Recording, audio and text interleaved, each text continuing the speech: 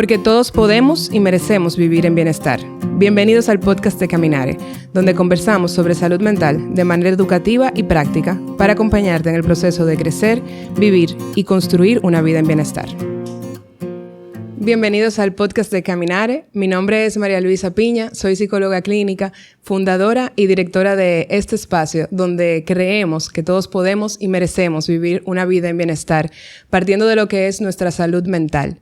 Caminare es un centro, un espacio donde cuidamos y velamos por ese bienestar integral, acompañando a las personas desde la infancia hasta la adultez en su proceso de sanar, de conocerse y de trabajar aquellos aspectos de sus vidas que les permita construir una vida sana y en bienestar. Yo estoy feliz de este primer episodio, donde la intención pues es poder compartir con ustedes un poquito de qué es Caminare y de dónde nace Caminare, y pues finalmente también platicar un poco sobre qué es el bienestar y qué realmente significa el bienestar.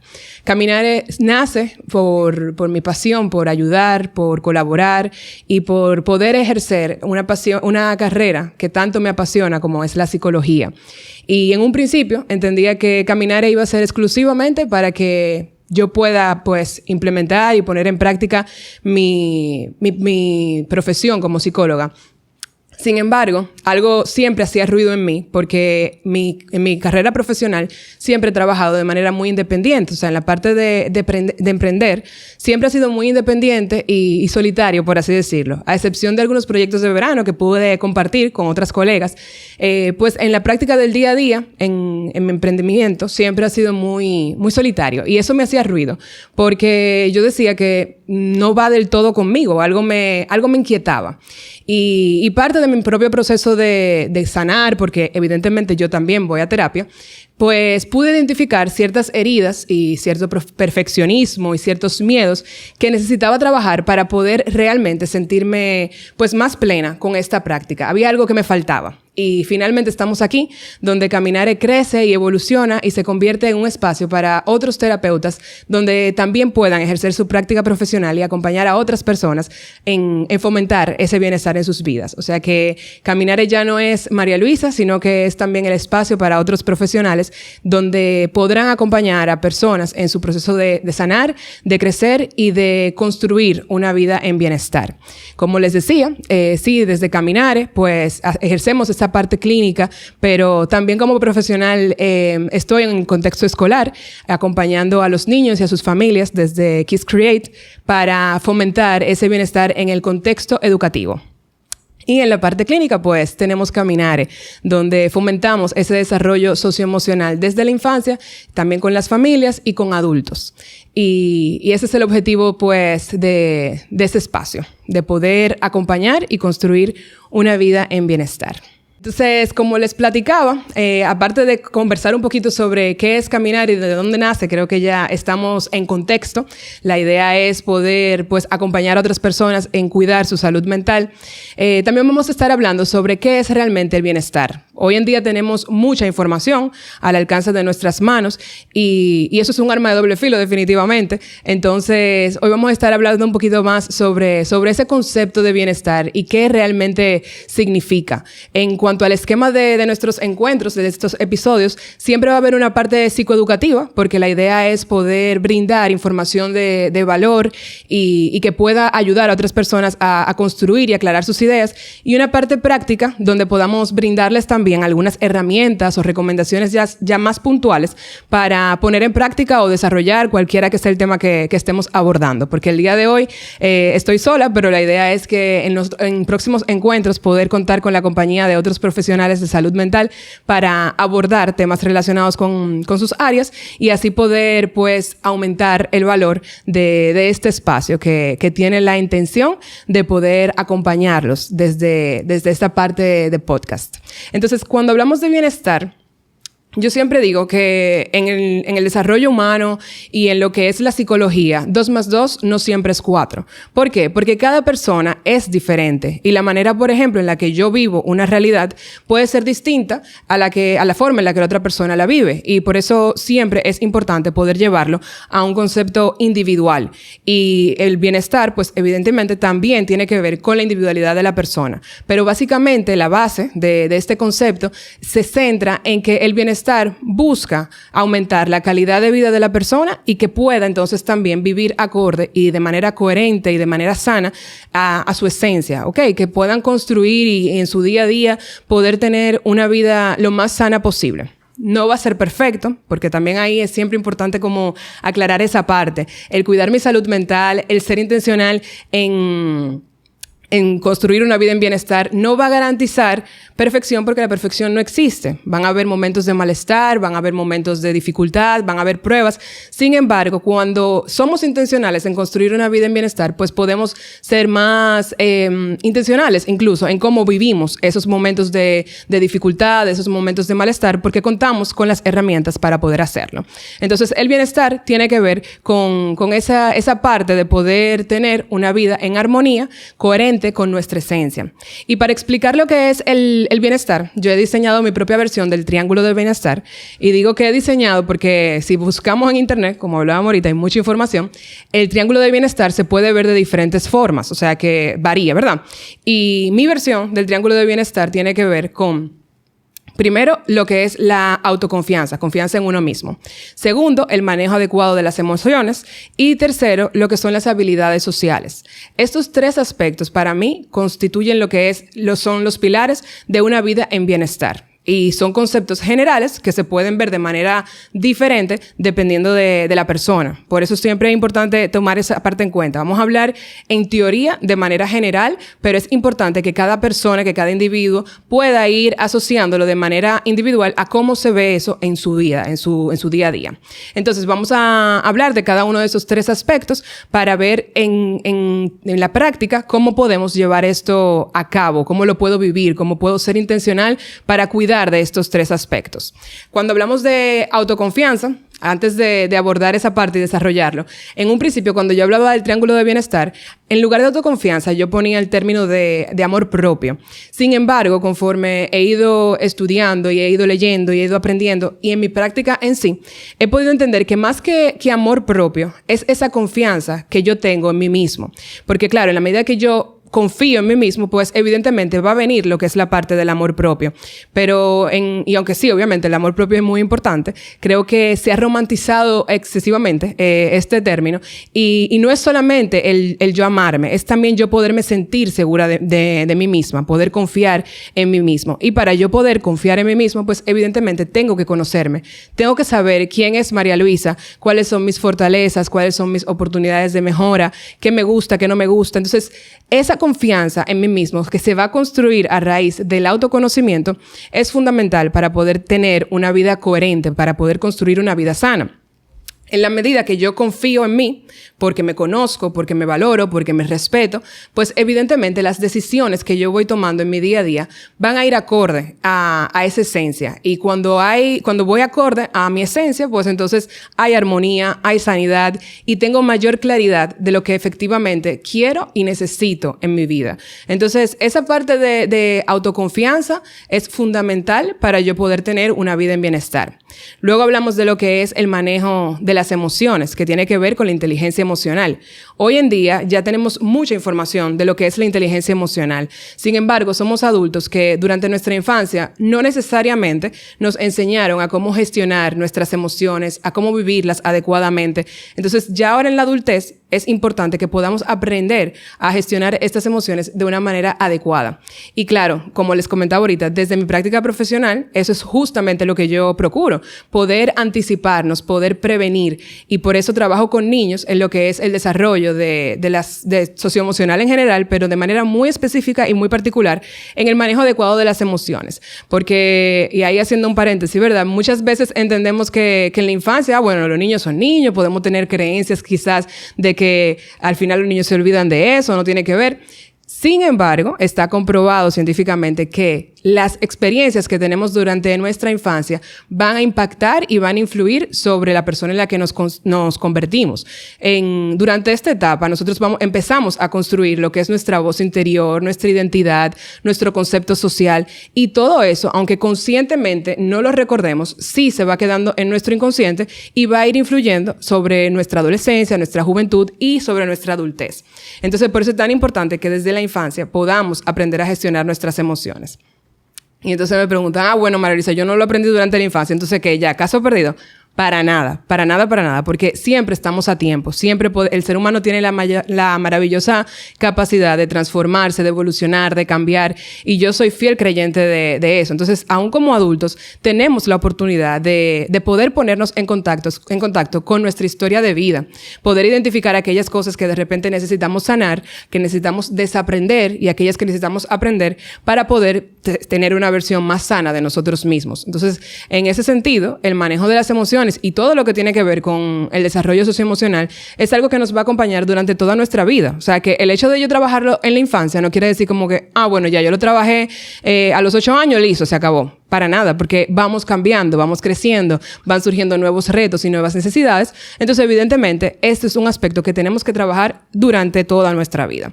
Entonces, ya la forma en la que lo trabajemos, la forma en la que lo reforcemos, va a depender. No es el tema que nos ocupa en el día de hoy, pero sí es importante tener esa parte en cuenta. Entonces, retomando con el aspecto del manejo de las emociones y lo que tiene que ver específicamente con la inteligencia emocional, es también extremadamente importante. ¿Por qué?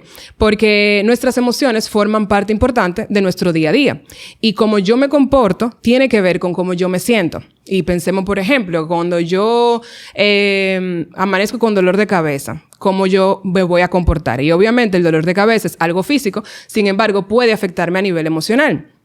Igualmente, algo más práctico todavía, cuando tenemos que entregar un proyecto en el trabajo, que de repente estamos abrumados, estamos estresados, con poco tiempo y tal. Entonces, lo que es el cansancio, lo que es el estrés o la ansiedad o cualquier emoción que me genere el tener que entregar un proyecto importante en el trabajo, va a repercutir sobre mi conducta. Entonces, el ser humano es emotivo, es emocional, y por eso es tan importante que aprendamos a ponernos en contacto con nuestras emociones.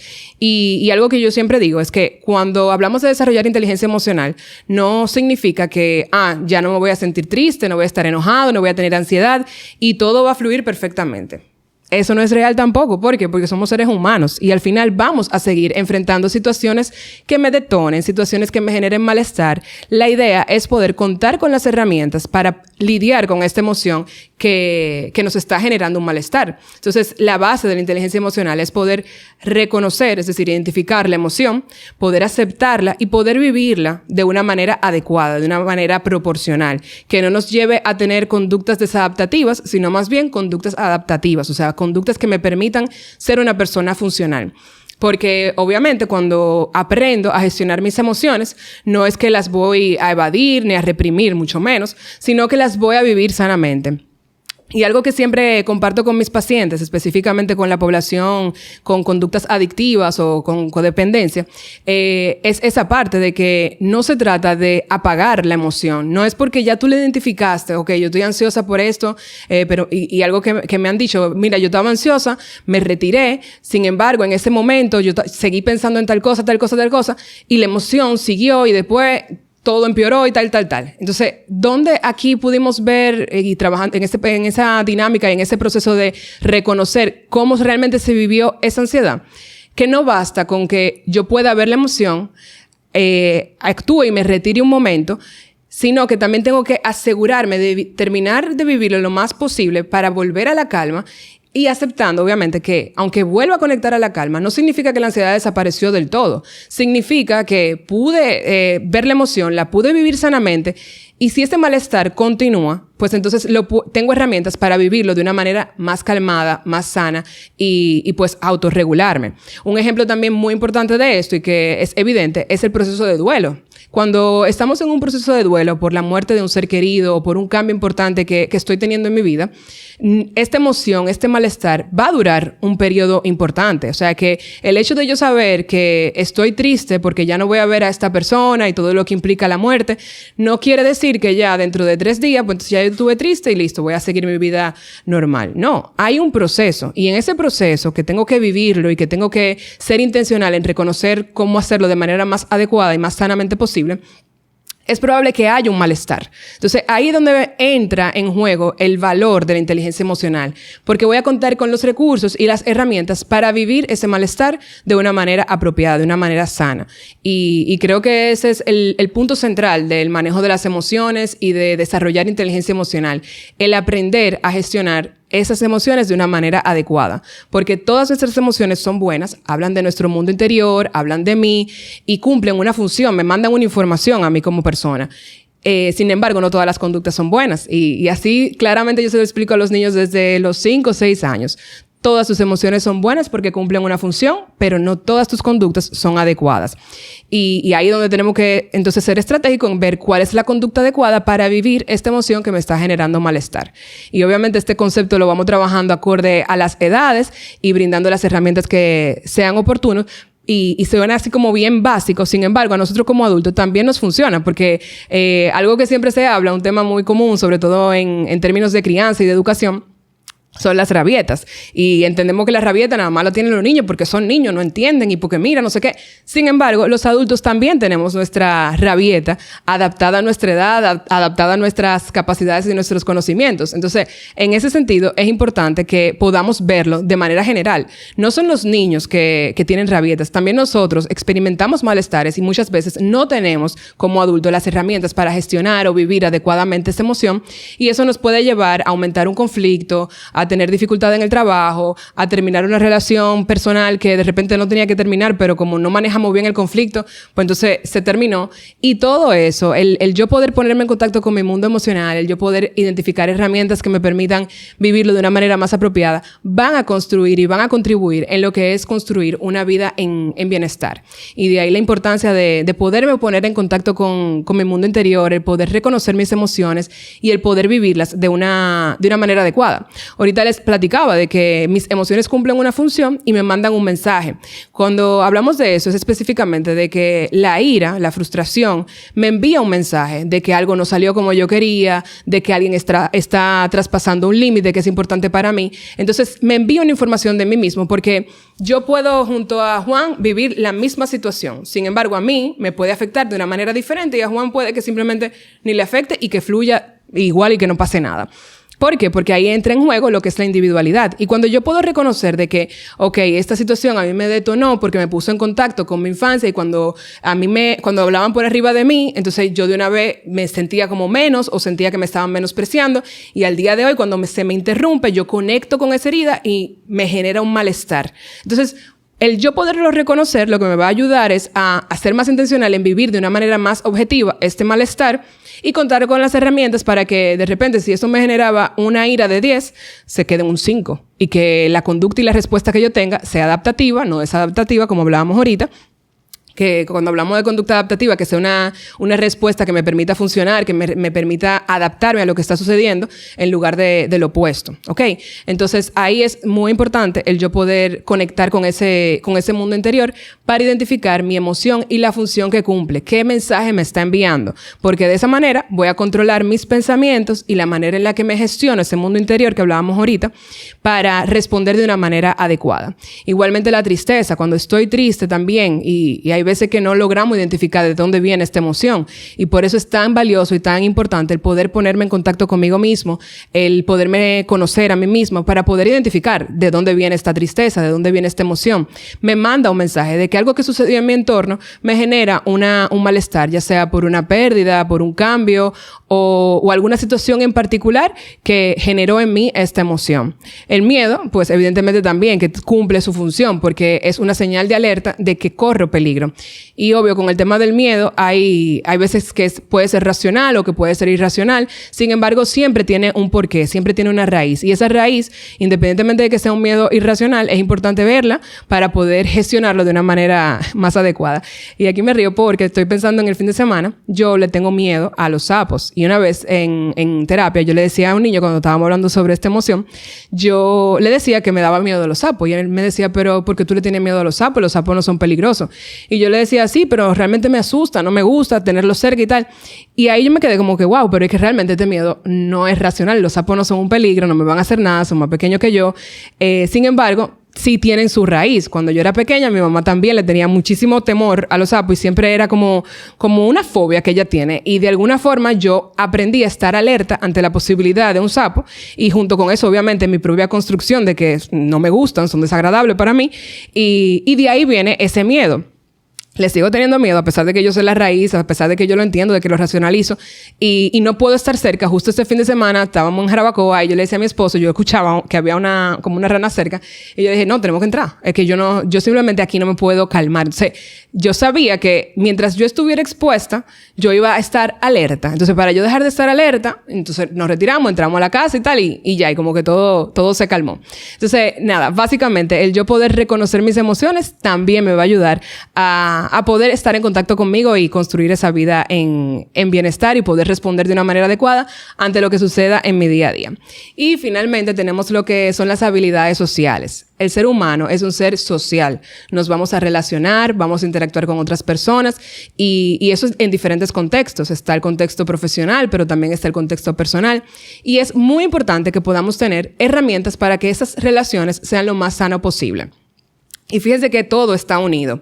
Cuando yo confío en mí mismo, fruto de que yo me conozco, de que yo me respeto y me valoro, también ahí se va a unir la forma en la que yo respondo ante mis emociones, porque esa parte de conocer de dónde vienen, de poderlas identificar, tiene que ver con el autoconocimiento y poderlas gestionar, pues entonces adquirir las herramientas que a mí me funcionan, porque de repente lo que a mí me funciona no es lo que a ti te funciona. Entonces ahí también es importante la parte del autoconocimiento y confiar en nosotros mismos.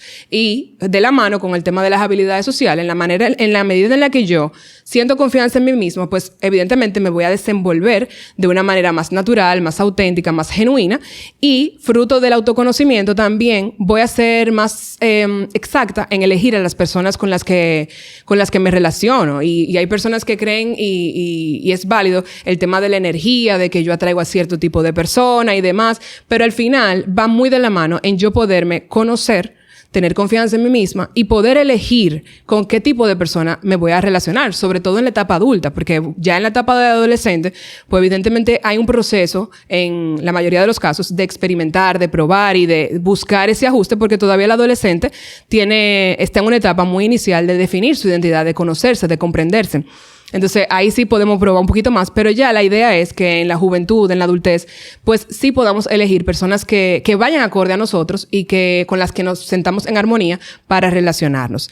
Y habilidades sociales tiene que ver con eso, pero también tiene que ver con esas destrezas que me permiten sostener relaciones adecuadas. Y ahí entra lo que es el respeto, la empatía, solucionar un problema, el poder trabajar en equipo, el poder escuchar y comunicarme de una manera clara.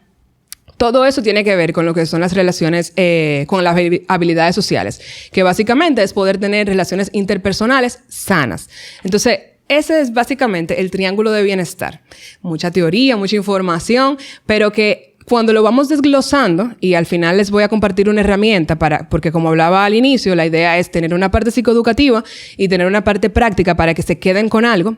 Que, ojo, aclarando ahí, no es terapia, es simplemente un recurso y sí es muy importante que si me estás escuchando y esto resuena contigo y eso de alguna forma mueve algo en ti, que puedas identificar, lo puedas identificar para que puedas buscar ese apoyo terapéutico que es ideal en ese proceso de crecimiento, de sanar y demás, que también lo vamos a ver ahora un poquito. Entonces, en este triángulo de bienestar, la idea es poder ser intencional e identificar dónde estoy y qué necesito para poder generar mayor bienestar en mi vida. Y parte de la guía que voy a compartir con ustedes, que van a poder acceder a ella a través del Instagram de Caminare. Ahí van a tener un link para acceder a ella, o pueden escribirme y se la enviamos por correo.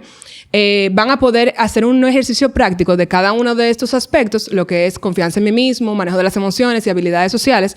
Hacer un ejercicio de introspección para identificar dónde estoy y qué necesito trabajar, qué necesito mejorar, con el fin de organizar un poquito ese mundo interior, ponerme en contacto conmigo mismo y entonces identificar lo que necesito trabajar. Y ahí recalcar, parte fundamental, obviamente si me preguntan a mí, de lo que es construir una vida en bienestar, es ser acompañado por un experto de salud mental, definitivamente. Y eso no quiere decir que yo voy a tener que ir mi vida entera al psicólogo, porque hay personas que atraviesan una etapa y en ese momento necesitan ese acompañamiento terapéutico. Hay personas como yo que necesitamos de ese acompañamiento terapéutico para toda la vida, porque entiendo y respeto evidentemente esta profesión y sé que no solamente como persona, sino también como profesional de salud mental, necesito estar muy, muy atenta y muy vigilante de ese aspecto de mi vida.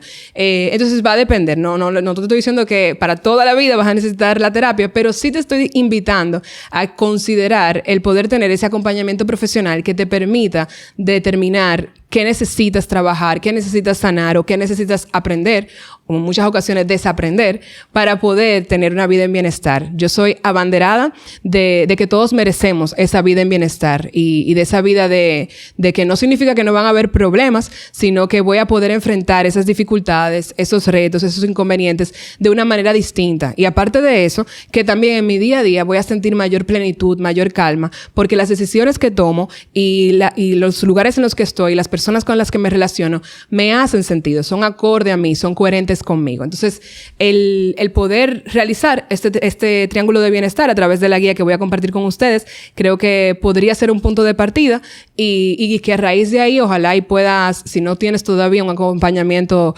por parte de un profesional de salud mental, pues puedas tomar esa iniciativa, y si lo tienes, que puedan revisar este contenido para poder pues evaluar qué necesitas para construir esa vida en bienestar que efectivamente mereces. Y bueno, eso ha sido todo en este primer episodio del podcast de Caminare. Para mí ha sido un placer. Este es un sueño hecho realidad. Los que me conocen saben muy bien la pasión que siento por psicoeducar, por acompañar a otras personas en su proceso de crecimiento. Y esto es algo que lo he tenido desde que tengo uso de razón. Siempre me ha gustado ayudar a otras personas y poder contribuir desde este espacio a psicoeducar en torno a lo que es la salud mental y poder tener una vida en bienestar de manera teórica, pero también de la manera más práctica posible, pues definitivamente que responde y está 100% alineado con lo que es mi propósito y el propósito de Caminare. Bienvenidos nuevamente a este podcast. Espero que nos escuchemos en un próximo episodio.